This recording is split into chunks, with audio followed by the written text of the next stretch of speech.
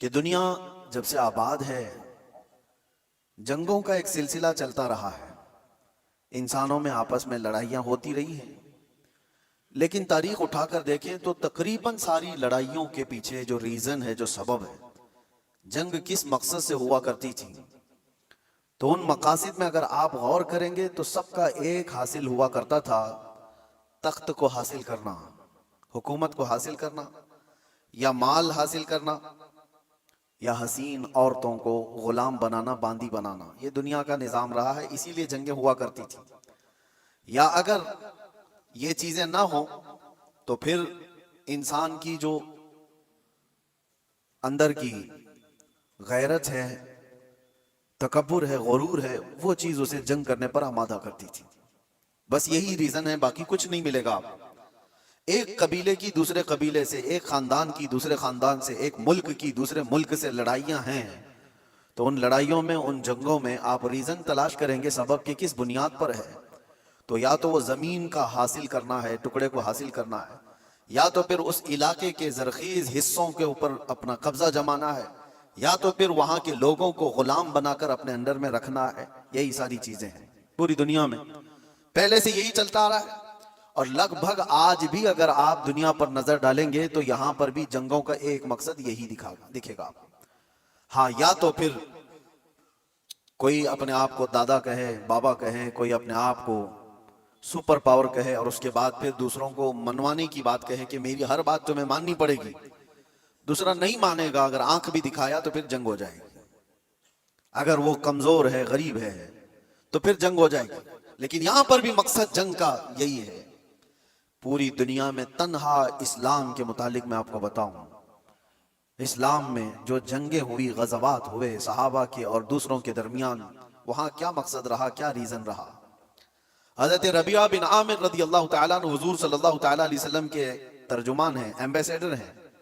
جب وہ ایران میں گئے تھے وہاں کے بادشاہ کے پاس پیغام لے کر اسلام کا، تو آپ سے پوچھا گیا تھا کہ آپ لوگ کیوں یہ پیغام پہنچانا چاہتے ہیں ہر جگہ، اور کیوں لڑنا چاہتے ہو یا مقابلہ کرنا چاہتے ہو؟ آپ نے کہا ہمارے آقا صلی اللہ تعالیٰ علیہ وسلم کا فرمان عالی شان ہے، لا تتمنوا لقاء عدوکم، دشمن سے منڈ بھیڑ ہونے کی، جنگ کرنے کی تمنا بھی مت کرو، جنگ کرنے کی خواہش مت رکھو۔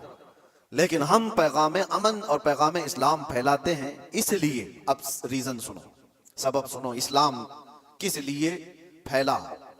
حضرت ربیعہ بن عامر کہتے ہیں کہ ہمارا صرف ایک مقصد ہے کہ انسانوں کو انسانوں کی غلامی سے نکال کر خالق کی بندگی میں لگا دیں، اللہ کی بندگی میں اور اس کی عبادت میں لگا دیں۔ ہمارا مقصد یہ ہے انسان انسان کا غلام نہ رہے۔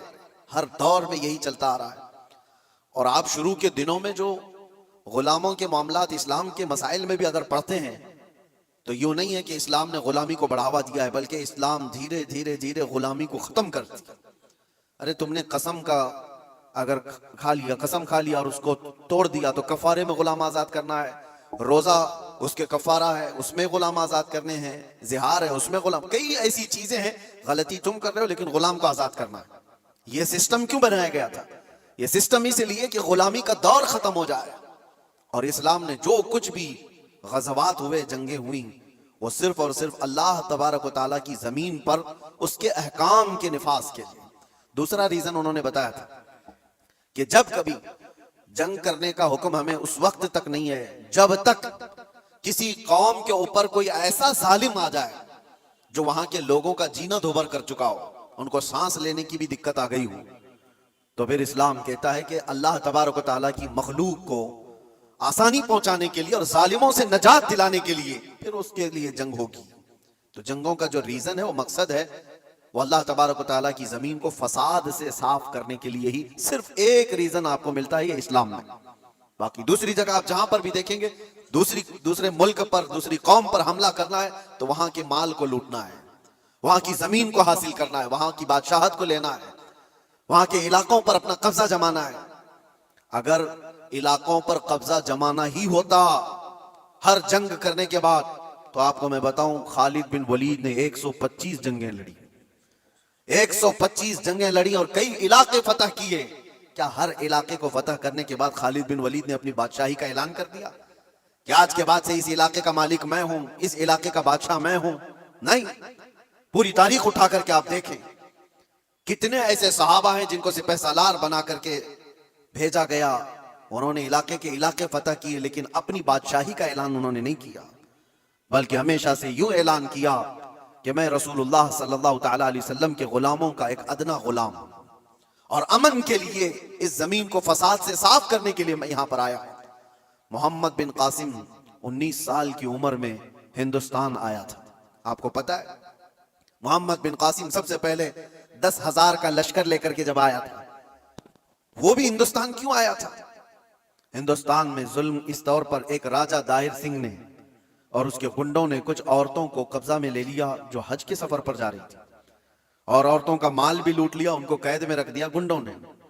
ان عورتوں نے گہار لگائی، کچھ لوگوں نے ان عورتوں کی یہ باتیں سنی، اور عرب کے اس وقت کے گورنر جو تھے حجاج بن یوسف کے پاس یہ خبر سنا رہے تھے۔ حجاج بن یوسف کا بھتیجا محمد بن قاسم 19 سال کا، اس نے یہ خبر سنی کہ اتنی دور کچھ عورتوں پر کچھ ظالم گنڈے ظلم کر رہے ہیں، اس نے وہیں سے آواز لگائی، لبیک یا اختی، اے میری بہن میں آ رہا ہوں تیری مدد کے لیے۔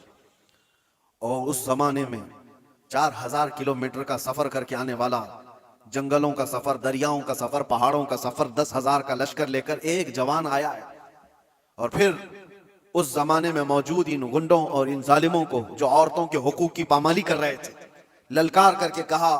پھر مقابلہ ہوا، 3 دن تک یہ لڑائی چلی تھی۔ اس کے بعد وہ سارے گرفتار ہوئے، اور راجہ کی بھی گدی چلی گئی، تخت چلا گیا، سب ختم ہو گیا۔ ایک 19 سالہ لڑکے نے امن کا پرچم لہرایا تھا، لیکن ریزن کیا تھا، مقصد کیا تھا؟ ظلم سے علاقے کو صاف کرنا۔ اور اس کے بعد ایک بڑے پنڈت ہیں الہ آباد یونیورسٹی کے، وہ ریسرچ اسکالر بھی رہے، اور لکھی ہوئی اس مورخ کی کتاب میں سے آپ کو میں بتاؤں، مسلمانوں کی لکھی ہوئی تاریخ کی بات نہیں کر رہا، پنڈت نے لکھا ہے، ہندو پنڈت ہیں، انہوں نے لکھا کہ محمد بن قاسم جب آیا تو اس نے صاف اعلان کیا تھا، اس علاقے میں رہنے والے جس کو جس چیز پر عمل کرنا ہے وہ آزاد ہے، کوئی میرا نوکر نہیں ہے، کوئی میرا غلام نہیں ہے۔ اور عدل ایسا قائم کیا تھا کہ پورے علاقے والوں نے اپنے سر آنکھوں پر اس کو بٹھا رکھا تھا، 19 سال کے جوان، کیونکہ لوگ راجاؤں کے ظلم سے تنگ آ چکے تھے۔ دیکھا تھا انہوں نے کس طرح سے کسی کی بھی عورت کو اٹھا کر کے اپنے حرم سرا کی زینت بنا دیا کرتے تھے، لیکن ایک 19 سالہ جوان جب آیا تو اس نے عدل و انصاف ایسا قائم کر کے دکھایا تھا، ہر ایک نے اپنی بائیں پھیلا کر کے اس کا استقبال کیا تھا۔ یہ ہندو پنڈت کی کتاب میں لکھا ہوا موجود ہے، اپنے نہیں دوسروں نے اس عدل اور انصاف کے متعلق لکھا ہے۔ اسلام کا ریزن یہ رہا ہے میرے عزیزوں، دنیا ہزار پروپیگنڈا پھیلا ہے آج، تاریخ کے اوپر تم کتنے دھبے ڈال کر کے چھپاؤ گے؟ اگر پیچھے جاؤ عرب کی جاہلیت میں اگر جنگیں دیکھیں گے آپ، اللہ کی پناہ، جو مشہور جنگیں ہیں وہاں کی حرب بسوس ایک نام سے جنگ ہوئی جو 40 سال تک چلتی رہی۔ بنی بکر اور بنی تغلب یہ 2 قبیلے تھے، ان قبیلوں میں ہوا کیا تھا، بنی بکر کی اونٹنی بنی تغلب کے چراگاہ میں آ گئی تھی، اونٹنی چرنے کے لیے آ گئی غلطی سے، اس پر جنگ شروع ہوئی اور 40 سال چلی تھی۔ کیسی جنگ ہوئی تھی دونوں قبیلوں میں؟ جب تک دونوں قبیلوں کے لوگ ختم نہ ہو گئے، دونوں قبیلوں کی اونٹنیاں اور گھوڑے مر نہیں گئے، تب تک یہ جنگ چلتی رہی۔ اس کے علاوہ اور بھی جنگیں ہیں، اوس و خزرج کی لڑائی 120 سال تک چلی تھی۔ یہ صرف اور صرف غرور اور تکبر کی بنیاد پر چلی ہوئی جنگیں ہیں، علاقے کے علاقے انہوں نے ختم کر دیے تھے، نسلیں ختم ہو گئی تھی۔ نبی پاک صلی اللہ تعالی علیہ وسلم کے مدینہ طیبہ آنے تک اوس و خزرج کی لڑائی چل رہی تھی۔ اور اگر آپ یہ کہیں یہ عربوں کی جہالت اور ان کی نہایت ہی بدماشی کا حال ہوگا تو ایسا نہیں ہے میرے عزیزو، اس زمانے میں ایران کا بھی وہی حال تھا، روم کا بھی وہی حال تھا۔ جب یہ کسی علاقے پر قابض ہوتے، آپ کو پتا ہے کہ ایک ایرانی بادشاہ نے فلسطین پر حملہ کیا تھا تو 1,40,000 فلسطینیوں کو ذبح کر دیا تھا۔ اور روم والے کیا کرتے تھے، روم کے عیسائی جب یہودیوں پر قابض ہوتے تھے تو ان کے ہاں تو مشغلہ تھا، ہزاروں لوگ جب جنگ میں قیدی بن کر کے آتے تھے تو انٹرٹینمنٹ کے لیے روزانہ میدان سجائے جاتے تھے، اور اس میں بڑے بڑے جو پہلوان ہیں، جو سپہ سالار ہیں، وہ اپنی تلوار کا جوہر دکھانے کے لیے ان قیدیوں کو ایک ساتھ مارتے تھے۔ اور یہ مقابلہ ہوتا تھا کہ ایک وار میں کتنی گردنیں اڑا سکتا ہے آدمی. یہ رومیوں کا مشغلہ تھا. یہ ان کا جب یہودیوں کو قبضے میں لے لیتے تھے یا قیدی بنا کر لاتے تھے تو ایک ایک تلوار کے وار پر 10-10 لوگوں کی گردنیں اڑانا وہ سمجھتے تھے بہادری کا جوہر ہے. اور کہیں پر ان کو اس چیز کا کوئی افسوس نہیں کہ انسان کس طرح کاٹے جاتے ہیں. ایک تو آپ کو میں بتاؤں بہت مشہور ایک شخص ہے جس کو ڈارلنگ آف ہیومن ریس کہا جاتا ہے. تاریخ میں آپ پڑھ لیں نا اس نے کیا کیا ہے. تقریباً 60,000 کے قریب یہودیوں کو قبضے میں لے کر ایک بہت بڑے علاقے میں ان کو باندھ دیا اور جنگل کے خطرناک درندے لا کر کے ان کے اوپر چھوڑ دیے گئے تھے. وہ نوچ نوچ کر کے کھاتے تھے اور یہ لوگ تماشا دیکھ دیکھ کر تالیاں بجاتے تھے. یہ انسانوں کی زندگیوں کے ساتھ جو تماشے ہوتے رہتے تھے، یہ ایگو، یہ ان کا تکبر، یہ ان کا غرور، کسی مفتوح قوم پر، مغلوب قوم پر وہ اپنے غصے کی تمام چیزیں نکال دیا کرتے تھے. جب کبھی کسی پر قابض ہوئے، بیت المقدس کو کتنی مرتبہ خون میں نہلایا گیا آپ کو پتا ہے. ٹائٹس کے زمانے میں پورے فلسطین میں ایسی جنگ ہوئی تھی کہ گھوڑوں کے ٹاپ پورے خون سے بھر جایا کرتے تھے. جب بھی گھوڑا کسی بھی گلی میں جائے خون کے بغیر نہیں آتا تھا. یہ سب تاریخ محفوظ ہے، ہماری لکھی ہوئی نہیں. یہ غیر مسلموں کی لکھی ہوئی تاریخیں موجود ہیں جنہوں نے پوری دنیا میں کیا تماشے بنائے. اور ایک طرف اسلام کے خلاف پروپیگنڈا پھیلانے والے، ان کو میں دعوت دیتا ہوں آؤ مطالعہ کرو، آؤ مطالعہ کرو. کسی بھی جنگ کو چھیڑا نہیں گیا تھا. حضور پاک صلی اللہ تعالیٰ علیہ وسلم کے زمانے پاک میں جتنے غزوات ہوئے تھے، وہ جتنی بھی جنگیں ہوئی وہ اس فارمولے پر ہوئی ہیں چھیڑو مت، لیکن چھیڑے کوئی تو چھوڑو مت. یہی فارمولے پر جنگیں ہوئی ہیں. بدر میں میرے آقا صلی اللہ علیہ وسلم تشریف لے گئے. کیا بدر کو زبردستی لڑنے کے لیے بلایا گیا تھا؟ نافذ کی گئی تھی مسلمانوں پر. احد مدینے میں ہوئی ہے. کفار مکہ وہاں سے پورے قبیلے لے کر کے آئے تھے مدینے پر حملہ کرنے کے لیے. تو جنگ احد مدینے کے باہر ہوئی. جنگ خندق کہاں ہوئی؟ 12,000 کفار و مشرکین آئے تھے حضور پاک صلی اللہ علیہ وسلم اور صحابہ سے لڑنے کے لیے. اور کہاں پر؟ مدینے کے باہر ہی لڑائی ہوئی. گئے نہیں تھے، مدینے کے آس پاس ہوئی.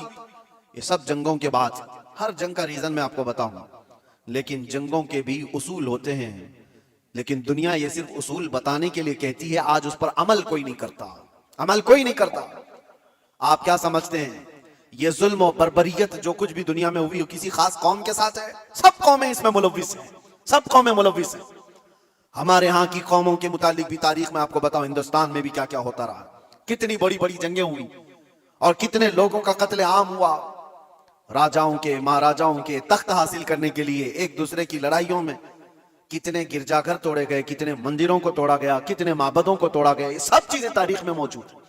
لیکن دنیا ان سب سے آنکھ بند کر کے ایک طرف ٹارگٹ کی ہوئی ہے، صرف اسلام، جبکہ سب کی تاریخیں بھری ہوئی. آپ کو اگر تاریخ پڑھنا ہے تو آپ اٹھا کر کے دیکھیں کس راجے نے اپنے تخت بچھانے کے لیے کتنے لوگوں کو اس تخت کے نیچے دبایا ہے. آپ کو پتا ہے یہ جو پیرامڈز بنے تھے اس کے متعلق بھی یہی کہا جاتا ہے. اہرامات مصر فرعونہ نے وہاں پر وہ ایک ایک پتھر پتہ نہیں کتنے 1000 کلو کا ہے، اس طرح سے وہ جو بنائے گئے اس میں ہزاروں نے لاکھوں لوگوں کی لاشیں ختم ہو گئی ہیں. کتنے لاکھوں لوگ مر گئے اس میں. بادشاہوں کا نظام یہی رہا ہے، اپنے حصول کے لیے، اپنے جاہ کے لیے، اپنی طلب کے لیے انسانوں کا قتل عام کیا ہے، انسانوں کا قتل عام کیا. اور جو ورلڈ وار فرسٹ اور ورلڈ وار سیکنڈ جو ہوئی اس کی بھی تاریخ اٹھا کر کے آپ پڑھو کس لیے جنگیں ہوئی آپس میں. یہ تو زیادہ دور نہیں ہے نا، 1920 1940 کے بیچ میں، یہ زیادہ دور نہیں ہے، ابھی 100 سال پہلے کی بات آپ کو بتا رہا ہوں. فرسٹ ورلڈ وار اور سیکنڈ ورلڈ وار میں جو لوگوں کی موتیں ہوئی ہیں، فرسٹ میں تقریباً 3 کروڑ لوگ مارے گئے. کروڑ، 1 2 100 200 1000 2000 کی بات نہیں کر رہا ہوں، 3 کروڑ. اور سیکنڈ ورلڈ وار میں اس سے بھی زیادہ لوگ مارے گئے، زخمی ہوئے. یہ صرف اور صرف بادشاہوں نے اپنے تخت کے لیے، اپنی زمینوں کے لیے لڑائیاں لڑی. اور ٹوٹل میرے آقا صلی اللہ علیہ وسلم نے اپنی زندگی پاک میں 17 غزوات میں شرکت فرمائی. کتنے؟ 17 غزوات.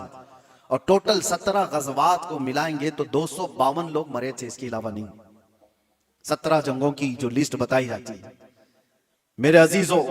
لیکن پھر بھی دنیا کو اعتراض ہے اسلامی جنگوں سے. آپ کو میں بتاؤں جنگوں کے اصول ہوتے ہیں، اسلوب ہوتے ہیں، طریقہ کار ہوتے ہیں، لیکن کسی نے عمل نہیں کرنا ہے اس پر۔ گوانتانامو بے جیل کے متعلق سنا ہوگا، ابو غریب جیل کے متعلق آپ نے سنا ہوگا، امریکی لوگوں نے جو عراق جنگ کے بعد وہاں کے قیدیوں کے ساتھ سلوک کیا ہے، یہ ہم نے نہیں ہے، ہیومن رائٹس کی تنظیموں نے لکھا ہے، اس کو تاریخ میں موجود ہے۔ قیدیوں کو لٹا کر کے ان کے اوپر کتے چھوڑ دیے جاتے تھے، قیدیوں کو باندھ کر کے ان کے منہ پر پیشاب کیا جاتا تھا اور ان کو غلاظت کھانے پر مجبور کیا جاتا۔ انسانیت سے گرے ہوئے حرکتیں۔ ایک ظالم جب نشہ کے غرور میں آتا ہے تو ایسی حرکتیں کرتا ہے، لیکن جس کے سینے میں ایمان ہو وہ کیا کرتا ہے؟ اللہ اکبر۔ میرے عزیزو، محمد الرسول اللہ صلی اللہ تعالی علیہ وسلم کے پائے اقدس پر میں تمہیں لے کر چلتا ہوں۔ یہ وہ وقت ہے جب اللہ کے حبیب صلی اللہ تعالی علیہ وسلم کا پیغام دنیا میں بہت دور تک جا چکا تھا، یمن، عراق، شام، مصر، ہر جگہ پہنچ چکا تھا، اور 1,20,000 صحابہ اس وقت موجود تھے جب نبی پاک صلی اللہ تعالی علیہ وسلم کی قوت کا عالم تھا، غلبے کا وقت تھا، مکہ بھی فتح ہو چکا تھا، مدینے کے آس پاس کا علاقہ اسلام کے پرچم سے لہرا رہا تھا۔ یہ وہ دور کی بات نہیں کر رہا ہوں میں جب کفار مکہ سے بچ کر کے رہنا پڑتا تھا، چھپ کر کے تبلیغ کرنی پڑتی تھی، اس دور کی بات نہیں کر رہا ہوں، غلبے کے وقت کی بات کر رہا ہوں۔ یہ حضور پاک کی ظاہری زندگی کا آخری سال ہے جب میرے آقا صلی اللہ علیہ وسلم حج کر کے واپس تشریف لائے تھے اور بیمار تھے۔ اس وقت جب نبی کرم صلی اللہ تعالی علیہ وسلم کے نام کا چرچا قیصر اور کسریٰ کے جسموں میں کپ کپی طاری کر دیتا تھا، ہزاروں فوجیں تھر تھراتی تھی، غلبے کا وقت تھا، اس وقت نبی پاک صلی اللہ علیہ وسلم مسجد نبوی شریف میں بیٹھے ہیں اور اپنے صحابہ سے کہتے ہیں، کوئی ہے اس میں جس پر میرا کوئی حق باقی ہے تو مجھ سے لے سکتا ہے؟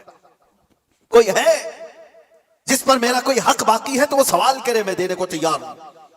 میرے عزیزوں، کون کہے گا یہ غلبے کے وقت، طاقت کے وقت، جب پاور میں آ جائے کوئی پوچھ کر کے دکھائے کسی پر کچھ باقی ہے تو؟ یہ رسول اللہ کی شان ہے۔ اور ایسا نہیں میرے عزیزوں کہ یہ جملے ہیں جو آج کے ذلیل سیاسی لوگوں کے ہوتے ہیں۔ حضور نے جب یہ فرمایا تو ایک صحابی کھڑے ہو گئے، کہا میرا آپ کے اوپر ایک حق باقی ہے، آپ کے اوپر میرا ایک حق باقی ہے یا رسول اللہ۔ سب کی گردنیں اونچی ہو گئی، دیکھتے رہ گئے ان کو، کون ہے یہ؟ حضور پاک صلی اللہ علیہ وسلم نے ان سے کہا، آگے آؤ، تمہارا جو حق ہے وہ بتاؤ۔ حضرت عمر تو تلوار نکال لی تھی کہ رسول اللہ صلی اللہ علیہ وسلم کی بارگاہ میں ایسی بلند زبان کس کی ہے؟ لیکن اس صحابی نے کہا، ایک مرتبہ جنگ میں جا رہے تھے، صفوں کی ترتیب دے رہے تھے، میں تھوڑا سا آگے آ گیا تھا، آپ نے چھڑی سے مجھے مارا تھا، میں وہ بدلہ لینا چاہتا ہوں۔ اللہ اکبر۔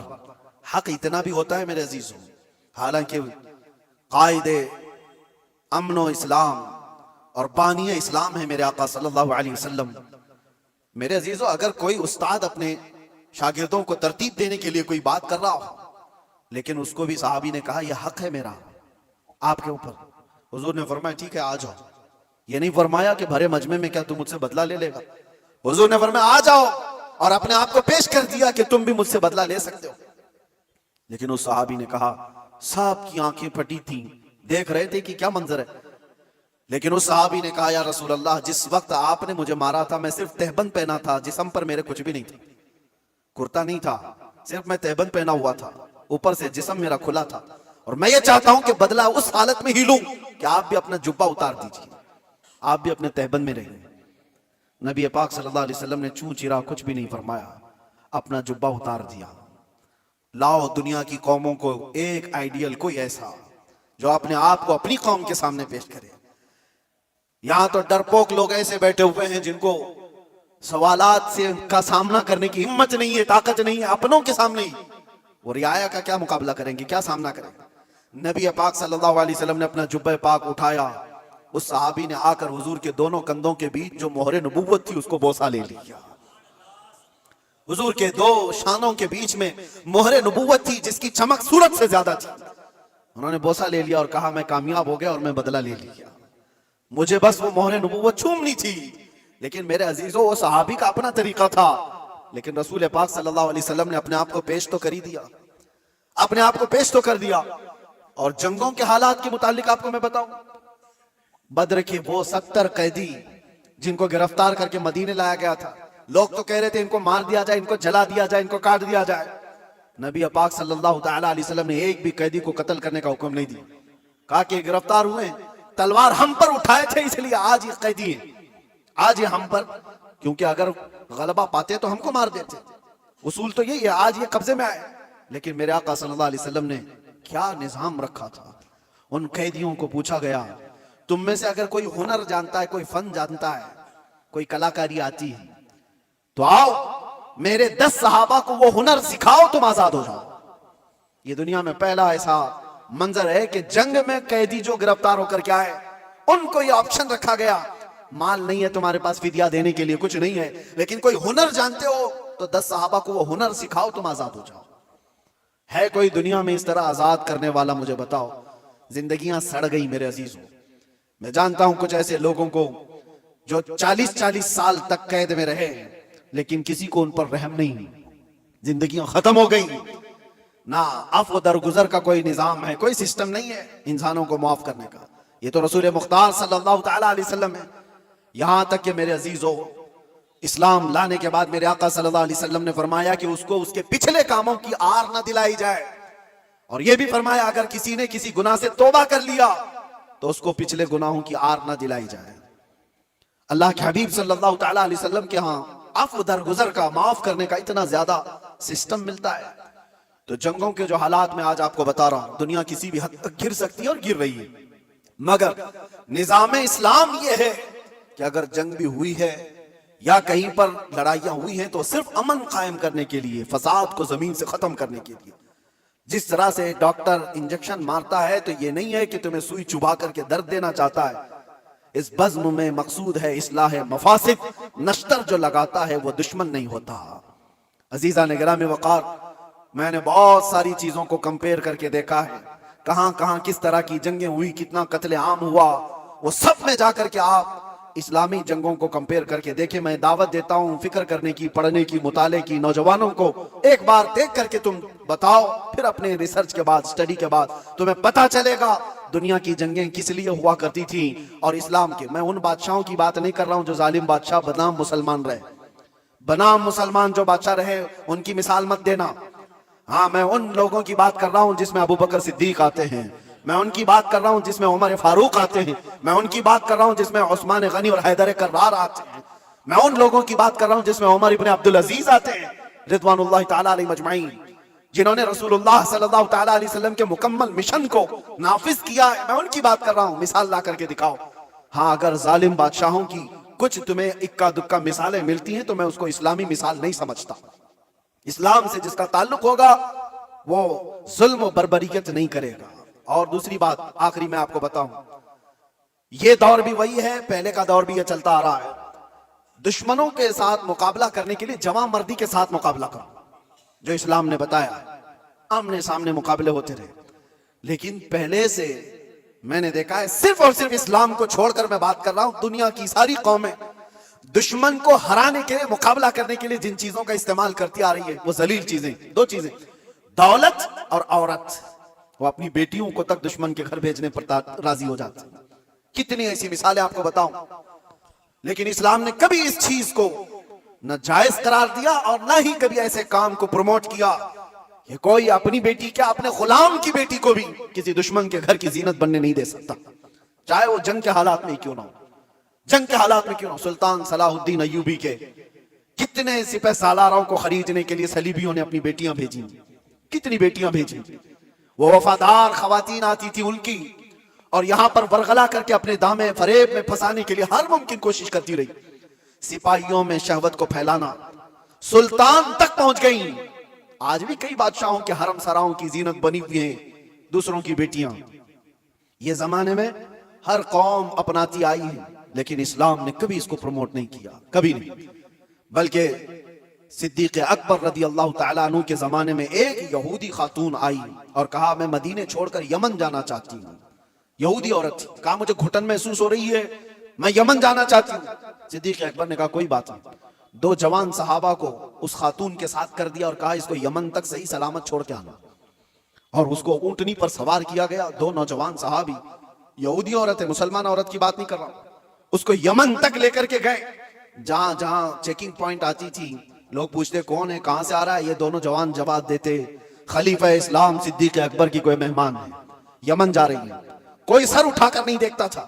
وہ خاتون یمن پہنچتی ہے اور اس کے بعد سارے لوگوں کو، اپنے قبیلے کو، خاندان کو جمع کر کے کہتی ہے میں تو وہاں سے یہ سوچ کر کے آ رہی تھی کہ یہ مسلمان وحشی ہوں گے، ہماری عزتوں پر حملہ کریں گے، مگر پورے سفر میں نے 2 جوانوں کو دیکھا، ایک بار بھی نظر اٹھا کر دیکھنے کو تیار نہیں۔ میں گواہی دیتی ہوں کہ اسلام سچا ہے اور مدینہ ہی پرامن ہے۔ میں واپس جاتی ہوں اسی حرم میں جہاں رسول اللہ نے امن کے پیغام پہنچائے تھے۔ یہ بیٹیوں کی حفاظت کے لیے، آپ کو پتا ہے اورنگزیب آج دنیا بھر میں یہ جو ایک چھبی کو خراب کرنے کی کوشش کی جاتی ہے، تاریخ کو توڑ مروڑ کر بتانے کی، آپ کو پتا ہے۔ آپ تاریخ دیکھیں، میں اورنگزیب کی پوری تاریخ بتانے کے لیے نہیں کھڑا ہوں، لیکن ایک چیز ملتی ہے، بنارس میں ایک پنڈت کے گھر ایک لڑکی تھی، جوان لڑکی، اور جب وہ جوان ہوئی تو بنارس میں اس وقت جو گورنر تھا، کوتوال تھا شاید، اس کا نام ابراہیم کچھ تھا، مسلمان تھا، عیاش قسم کا تھا، لڑکیوں کے اوپر ڈورے ڈالنا، ان کو پکڑنا، ان کو اپنے حرم میں زینت بنانا، یہ اس کے کام تھے۔ اب یہ خوبصورت جوان لڑکی پر وہ فدا ہو گیا، عاشق ہو گیا، اور اس نے کسی بھی طرح سے اس لڑکی کو حاصل کرنے کے لیے ایڑی چوٹی کا زور لگایا، اور آخر میں آ کر کے ہوا یہ کہ اس کے گھر کے اطراف حصار ہو جاتا تھا، گھیرا بندی۔ پھر پنڈت مجبور ہو گیا، اپنی بیٹی سے کہا کہ چلو، جب وہ بڑا آدمی ہے تو اس کے آگے ہم لوگ کچھ نہیں کر سکتے، بیٹی تم چلے جاؤ، تیار ہو جاؤ، وہ چاہتا ہے تم سے شادی کرنے کے لیے۔ لڑکی کو اس چیز کی بالکل بھی رضامندی نہیں تھی، اس نے کہا کہ مجھے تھوڑا وقت دے دیجیے۔ وہ ایک اس وقت سواری لیتی بنارس سے، تاریخ میں موجود ہے، اور اس نے اسی وقت دلی کا سفر اختیار کیا جہاں اورنگزیب عالمگیر جامع مسجد میں ہوا کرتے تھے۔ جمعہ کا دن تھا، یہ خاتون مردانہ لباس پہن کر کے گئی، لڑکوں کا لباس پہن کر کے، جب بادشاہ اسلام اس وقت کے سلطان نکل رہے ہیں اور لوگوں سے ان کی حاجتیں پوچھ رہے ہیں، اسی وقت یہ لڑکی کھڑی تھی۔ اورنگزیب نے اپنی چادر اٹھا کر کے دے دی اور کہا بیٹی اس لباس میں تمہیں اچھا نہیں لگتا، تم اپنا چہرہ ڈھانک لو، تم اپنا سر ڈھانک لو، اور تمہاری کیا حاجت ہے؟ تو اس نے کہا کہ میری حاجت کچھ طویل ہے، میں آپ کو تنہائی میں سنانا چاہتا ہوں۔ بلا لیا، دولت قدے پر وہ خاتون آئی، جوان لڑکی، اور اس نے واقعہ سنا دیا کہ آپ کا بھیجا ہوا گورنر، آپ کا بھیجا ہوا کوتوال اس طرح سے لڑکیوں کی عزت پر حملہ کرتا ہے، اور میرے گھر پر بھی اب اس کی نظر ہے اور مجھے اپنی حرم کی زینت بنانا چاہتا ہے۔ تو اورنگزیب نے کہا کہ ٹھیک ہے، واپس جاؤ، تمہارے باپ سے کہو شادی کی تیاریاں کر لیں۔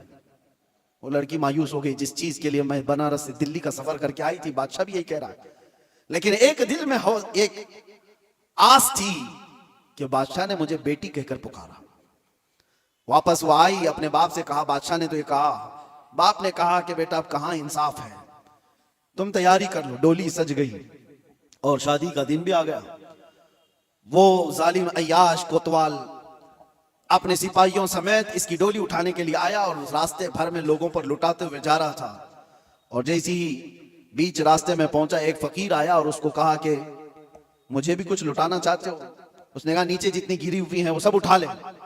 اس فقیر نے اس کو بگی سے نیچے کھینچ لیا، تو جیسے ہی نیچے کھینچا، یہ کوتوال جلادوں سے پکار کر کہا کہ کون فقیر ہے جو بدتمیزی کر رہا ہے، تم سب کے سب آ جاؤ۔ فقیر اپنا جبہ اٹھاتا ہے تو وہ اورنگزیب وہاں پر کھڑا ہے۔ کہا والی ہندوستان عالمگیر تیرے سامنے کھڑا ہے، اور کیا تجھے اس کام کے لیے اس شہر بھیجا گیا تھا کہ تو روز اپنی حرم سراؤں میں نئی لڑکیوں کو زینت بنائے اپنی بستر کا؟ اور اس کے بعد اسی وقت اس کی ساری چیزیں چھین لی گئی، پھر اس کو گھوڑے کے پیروں پر باندھ کر کھینچا گیا۔ اس لڑکی کی بارات جو نکلی تھی بغیر کسی چھوت کے، بغیر کسی چھوئے، عزت کے ساتھ ڈولی کو واپس اس کے گھر پہنچایا گیا، اور اس کو قید میں جلادوں کے حوالے کر دیا گیا، کوتوال کو جو ظالم تھا، عیاش تھا۔ اب جب لڑکی باہر آئی تو اس نے اورنگزیب سے کہا میرے گھر چلیں۔ گھر آئے، یہ آپ کو تاریخ کی سچائیاں میں بتا رہا ہوں۔ اورنگزیب نے جاتے ہی کہا کہ مجھے 2 رکعت نماز پڑھنے دے دو۔ 2 رکعت نماز پڑھنے کے لیے، یہ کسی اور کا گھر نہیں، ایک پنڈت کا گھر ہے۔ نماز پڑھنے کے لیے جگہ دی، نماز پڑھا۔ اورنگزیب نے کہا فوراً مجھے پانی دو، شدت کی پیاس لگی ہے۔ پانی لا کر کے دیا گیا گھر سے، اورنگزیب نے پانی پیا۔ اس کے بعد جانتے ہو، آنکھیں کھول کر دیکھی اور کہا جس دن اس بیٹی نے مجھے دلی میں آ کر اپنا قصہ سنایا تھا، اس دن سے ابھی تک ایک قطرہ پانی میں نے حلق میں نہیں ڈالا۔ میں نے طے کر لیا تھا جب تک اس کو انصاف نہ ملے میں پانی نہیں پیوں گا۔ بیٹیوں کو لوگ دوسروں کے حرم سرا میں پہنچانے والے تاریخ اسلام کو توڑ مروڑ کر پیش کرنے والے، ذرا اس تاریخ کو بھی دیکھیں۔ اور میرے عزیزو، یہ ایسی ویسی بات نہیں، اس پنڈت نے بادشاہ اورنگزیب کے اس احسان کو یاد رکھ کر اس علاقے کو، اس جگہ کو جہاں اس نے سجدہ کیا تھا، بادشاہ نے ہمیشہ کے لیے مسجد تعمیر کر دی۔ یہ تاریخ میں موجود ہے۔ میں آپ کو صرف اور صرف ایک جھلک بتا رہا ہوں، اسلام یہ کام نہیں کرتا کہ اپنے روایات کو، اپنے اصول کو جنگوں میں اور دشمنوں میں سب توڑ دیے جائیں اور اپنی بیٹیاں بھی کسی کے یہاں بھیج دیے جائیں۔ یہ اسلام کی فطرت میں نہیں ہے۔ اسلام اصول کی سچائیوں پر چلتا ہے۔ عزیزان گرامی وقار، اللہ تبارک و تعالی ہم سب کو کہنے سننے سے زیادہ عمل کی توفیق عطا فرمائے، اور رب تبارک و تعالی اسلام کی سچائیوں کو ہمیں کھل کر اظہار کرنے اور بیان کرنے کی توفیق عطا فرمائے۔ مولا کریم ایمان پر زندہ رکھے اور ایمان پر ہمارا خاتمہ عطا فرمائے۔ وآخر دعوانا الحمدللہ رب العالمین۔ السلام علیکم۔